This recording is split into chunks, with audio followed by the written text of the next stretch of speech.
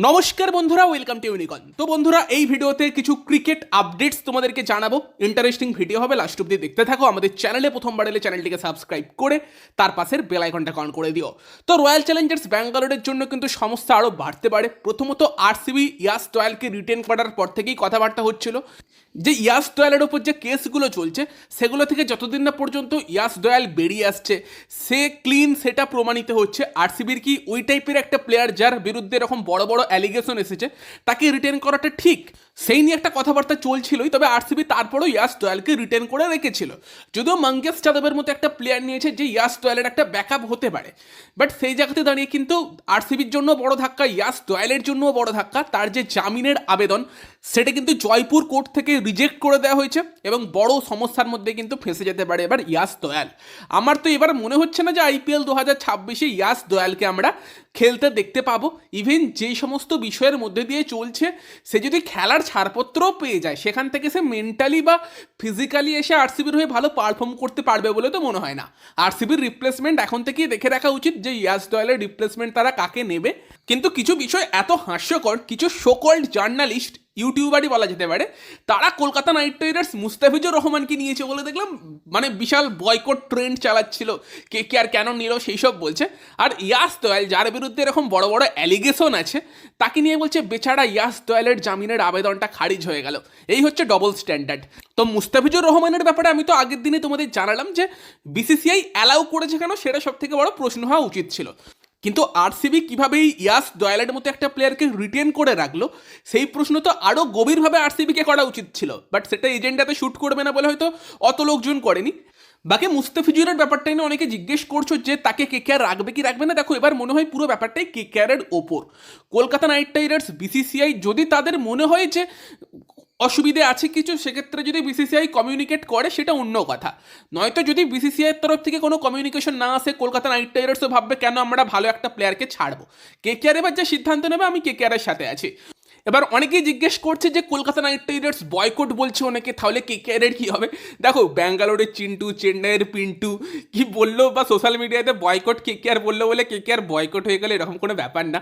তোমার যদি মনে হয় যে কেকেআরের খেলা দেখবো না, তুমি দেখবে না। তোমার যদি মনে হয় দেখবো, তুমি দেখবে, কেউ তোমাকে আটকাতে পারবে না। আমি যদি এখন এখানে বসে বলি যে আরসিবি ইয়াস দয়ালকে রিটেন করলো কেন, বয়কট আরসিবিকে বয়কট করো, আমার বলাই কিছু যায় আসে? তো ওরকম কেউ বয়কট বললো বলে কেকেআর বয়কট হয়ে যাবে সেরকম না। ইডেন ফুল থাকবে, যদি কলকাতা নাইট রাইডার্স ভালো খেলে, ভালো করে, ইডেন গার্ডেন্স ফুল থাকবে। আর যদি টিকিটের দামটা একটু সাধ্যের মধ্যে রাখে, গত বছর যেটা বড্ড বাড়িয়ে দিয়েছিল, সেটা একটা ফ্যাক্টর। দ্বিতীয় আর একটা বিষয় হচ্ছে যে টাকা বাংলাদেশি প্লেয়ারদের মুম্বাইয়ের মতো দলও দিচ্ছে আইএল টি20-তে, দিল্লিও দিচ্ছে মুস্তাফিজুরকে ওখানে, সেই টাকাও বাংলাদেশেই যাচ্ছে। তাসকিন আহমেদও আইএল টি20-তে টাকা পাচ্ছে। তার সঙ্গে সঙ্গে মুস্তাফিজুরের দাম যে এত বেড়েছিল, সেখানেও চেন্নাই, দিল্লি বিট করেছিল। বয়কট করলে এদের সবাইকেই করতে হবে দাম বাড়িয়ে দেবার জন্য, তাই নয় কি? বিসিসিআই খেলতে দিচ্ছে কেন? পুরো আইপিএলই বয়কট করে দাও, আরও ভালো। ভারতের সাথে পাকিস্তানের একটা বড় যুদ্ধ হয়ে যাওয়ার পরও আমরা দেখি যে এশিয়া কাপে 3বার ভারত পাকিস্তান ম্যাচ হচ্ছে, সেইভাবে শিডিউল সাজানো হচ্ছে।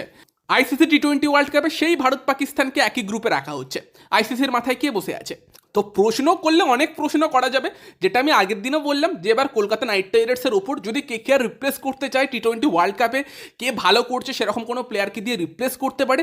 যদি কেকেআর রাখতে চায়, বিসিসিআইয়ের তরফ থেকে কোনো প্রবলেম না হয়, কেকেআর রাখতে পারে। মুস্তাফিজুর কোয়ালিটি প্লেয়ার, বর্তমানে ভালো ছন্দে আছে, কলকাতা নাইট রাইডার্স টিমকে শক্তি বাড়াবে, সেই ফ্যাক্টরগুলো থাকছে। তো যাই হোক, এত কথা বলে লাভ নেই। অনেকে জিজ্ঞেস করছিলে বয়কট কেকেআর বলা হচ্ছে, তাহলে কেকেআরের কী হবে? কেকেআরের কিচ্ছু হবে না, চিল থাকো, সেই নিয়ে কোনো অসুবিধে নেই। মুস্তাফিজুর খেলবে কি খেলবে না সেটা আমরা আইপিএল শুরু হলে সেই সময়ই বলতে পারবো। এই মুহূর্তে দাঁড়িয়ে কেকেআর একদম রিপ্লেসমেন্ট নিয়ে নেবে সেরকমটা না। টি20 ওয়ার্ল্ড কাপের সময় দেখা যাক যে পরিস্থিতি কীরকম থাকে, বাকি কোনো বেটার অপশান পাওয়া যায় কি না, তারপর দেখা যাবে। বাকি মুস্তাফিজুর রহমান কিন্তু আইএল টি20-তে তার ভালো ফর্ম কন্টিনিউ রেখেছে। শারজা ওয়ারিয়র্সের সঙ্গে দুবাই ক্যাপিটালসের ম্যাচ ছিল, যেখানে শারজা ওয়ারিয়র্সকে 134 রানে আটকে দেয় দুবাই ক্যাপিটালস, এবং ভালো বোলিং কিন্তু মুস্তাফিজুর রহমান আবারও করে। 4 ওভারে মাত্র 27 রান দিয়ে একটা উইকেট নেয়। এবং সেই রান কিন্তু 19 ওভারে দুবাই ক্যাপিটালস তুলে দেয়, আর দুবাই ক্যাপিটালসের এই জয় কিন্তু আবার আবুধাবি নাইট রাইডার্সের সামনে রাস্তা খুলে গেল। লাস্ট ম্যাচটা গালফ জায়ান্টসের এগেনস্টে, সেই ম্যাচে আবুধাবি নাইট রাইডার্স জেতা মানে গালফ জায়ান্টসকে তারা টপকে যাচ্ছে, জিততেই তো হবে। আর শারজা কিন্তু তাদের নেট রান রেটটাও কমেছে, এবং যদি শারজা লাস্ট ম্যাচটা হেরে যায় তাহলে কিন্তু আবুধাবি নাইট রাইডার্স কোয়ালিফাই করতে পারবে। তো একদম আশা চলে গিয়েছিল, সেখান থেকে গালফ জায়ান্টস এবং শারজা ওয়ারিয়র্স তারা কিন্তু নিজেদের ম্যাচগুলো হেরে আবুধাবি নাইট রাইডার্সের সামনে একটা সুযোগ করে দিয়েছে। দেখা যাক ভাগ্য আবুধাবি নাইট রাইডার্সের সঙ্গে থাকে কিনা, লাস্ট ম্যাচটা জিততে হবে গালফ জায়ান্টসের এগেনস্টে।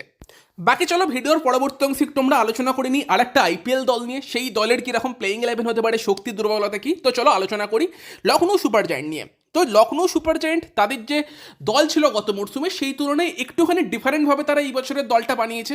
গত বছর তারা 4টে বিদেশি ব্যাটসম্যানকেই খেলানোর প্ল্যান করছিল, এই বছর সেখানে অ্যান্ড্রিক নরকিয়া বা ওয়ানিন্দু হাসারাঙ্গার মতো বোলারের অপশানটাকে রেখেছে, যেখানে তারা নিজেদের বোলিংয়ে একটু ভ্যারাইটি আনতে চেয়েছে। বাট লখনৌয়ের টিমকে গত বছরের থেকে বেটার করবে এই বছর আমি জানি না সেটা ভাই, সত্যি বলতে পারছি না। কারণ গত বছর এডেন মার্ক্রাম এবং মিচেল মার্সের যেই সিজন গিয়েছিল, ওরকম সিজন ওই প্লেয়ারগুলোর আইপিএলে খুব কমই গিয়েছে। তো সেই সেমভাবে তারা এই মরশুম কন্টিনিউ করতে পারবে কি না, সেই প্রশ্নটা সবার আগে থাকবে। অবভিয়াসলি তারা জোস ইংলিশকেও নিয়ে এসেছে, যেও একটা ভালো অপশান হতে পারে, এবং সেই জায়গাতে দাঁড়িয়ে দেখার বিষয় জোস ইংলিশ কতগুলো ম্যাচে অ্যাভেলেবেল থাকবে।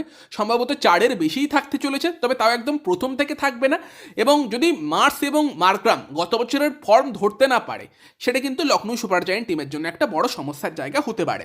লখনৌয়ের প্লেইং 11 নর্মালি কি হতে পারে, যদি আমরা জোস ইংলিশের ব্যাপারটা বাদ দিয়েই আলোচনা করি, সেখানে কিন্তু ওপেন করতে পারে এডেন মার্ক্রামের সঙ্গে মিচেল মার্স, দেন 3-এ খেলতে পারে নিকোলাস পুরান, 4-এ ঋষভ পন্থ, দেন 5 এবং 6 তারা ইউজ করতে পারে আয়ুষ বাদনি এবং আব্দুল সামাদকে।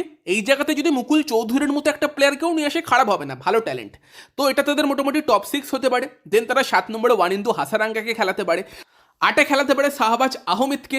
দেন তারা 3টে Indian fast bowler Mohammad Shami, Avesh Khan, সঙ্গে মহসিন অথবা তোমার মায়াঙ্ক যাদবের মধ্যে একজনকে ইউজ করতে পারে, এবং দিগ্বেশ রাঠির মধ্যে দিয়ে আরেকটা স্পিনারকে নিয়ে আসতে পারে।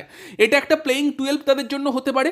অথবা তারা যদি ফাস্ট বোলিংটাকে আরও স্ট্রং করতে চায়, 3টে স্পিনার না রেখে সেখানে তারা শাহবাজ এবং দিগ্বেশ রাঠির উপর ভরসা করে অ্যান্ড্রিক নরকিয়াকে নিয়ে আসতে পারে, এবং মুকুল চৌধুরী আর মহসিন খান এরকম দুটো প্লেয়ারকে ইম্প্যাক্ট লিস্টে রাখতে পারে ফার্স্টে ব্যাট করতে গেলে।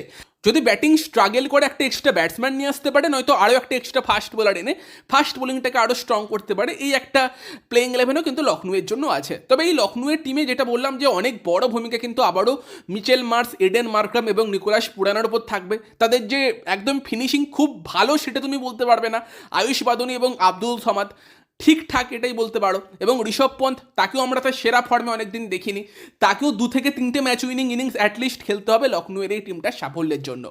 বোলিং আমি জানি না কীরকম করবে, কারণ মোহাম্মদ সামি অবশ্যই এসেছে, লখনৌয়ের পিছে শ্যুট করতে পারে, বাট সামিকে সেই সামি সুলভ ছন্দে অনেকদিন পাওয়া যায়নি। আভেজ, মহসিন, মায়াঙ্ক এরা প্রত্যেকেই ইনজুরির মধ্যে দিয়ে যাচ্ছে, সেখান থেকে কিভাবে তারা ফিট হয়ে এসে কতটা কন্ট্রিবিউট করতে পারবে সেটাই দেখার। প্রিন্স যাদব সেক্ষেত্রে একটা তাদের জন্য অপশান হতে পারে।